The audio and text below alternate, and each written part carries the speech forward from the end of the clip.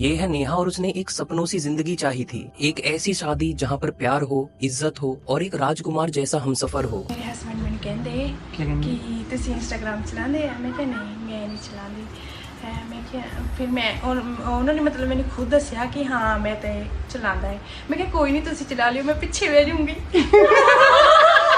रूपनगर रोपड़ के पास एक छोटे से गांव में पली बड़ी ये लड़की सबकी लाडली थी। मासूम चेहरा, इंटेलिजेंट दिमाग और दिल से सिख धर्म की अनुयायी। 18 की उम्र में जब अन्य लड़कियां कॉलेज में जाने और करियर बनाने के सपने देख रही थी, उस वक्त नेहा ने सिखिज्म की ओर रुख किया और अमृतधारी बन गई। उसने जिंदगी हमेशा शांति और सेवा में तलाशी, लेकिन उसे क्या पता था कि जिस घर में वह शादी कर कर जा रही है वह घर उसके लिए एक नर्क साबित होने वाला है। 23 की उम्र में जब उसके माता पिता ने हिमाचल प्रदेश के सोलन जिले के रामपुर से सजीव नाम के आर्मी ऑफिसर के लिए उसका रिश्ता तय किया, तो नेहा ने बिना सवाल किए पूरे विश्वास के साथ घर वालों की हामी में हामी भर दी। जिस शादी की रात नेहा ने सबसे सुंदर सपने देखे थे, वही रात उसकी जिंदगी की खुशियों की आखिरी रात बन गई। शुरू के दिन उसके ससुराल में सब कुछ ठीक था, लेकिन धीरे धीरे पर्दा गिरा और सबकी असलियत सामने आने लगी। उसकी सास ने उस पर बेहिसाब काम थोप दिया। सुबह से रात तक उसे रसोई में झोंक दिया जाता। जब भी वह काम पूरा करके थोड़ी राहत की सांस लेती, इतने में ही उसे दूसरा काम थोप दिया जाता। यह सब सिर्फ एक घरेलू व्यवस्था नहीं थी, बल्कि यह था एक योजनात्मक शारीरिक शोषण, जिसका कारण था दहेज। कार, सोने की चेन, कैश, ये था वह लालच जो नेहा के इन लॉज की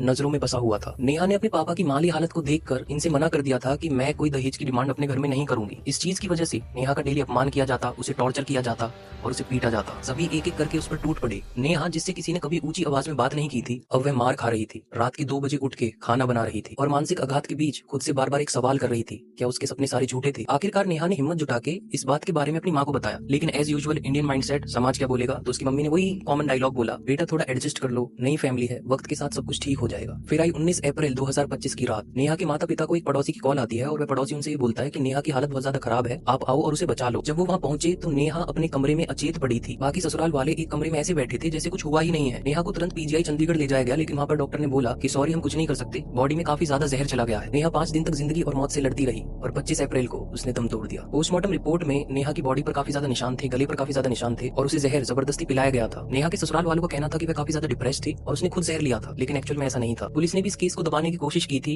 लेकिन जब नेहा के परिवार वाले पीजीआई में बॉडी लेकर धरने पर बैठ गए तो उनके ऊपर दबाव आया और इस मामले के ऊपर प्रॉपर जांच हुई। यह कहानी हर उस लड़की की है जिसे एडजस्ट करने के लिए बोला जाता है, जो रात में मन ही मन रोती है और दिन में मुस्कुराती है, जो खुद अपने सपनों की कब्र खोदती है ताकि वह समाज की उम्मीदों पर खरा उतर सके। लेकिन मेरा एक सवाल है, नेहा ने समाज की वजह से एडजस्ट किया, क्या समाज उसे बचाने आया?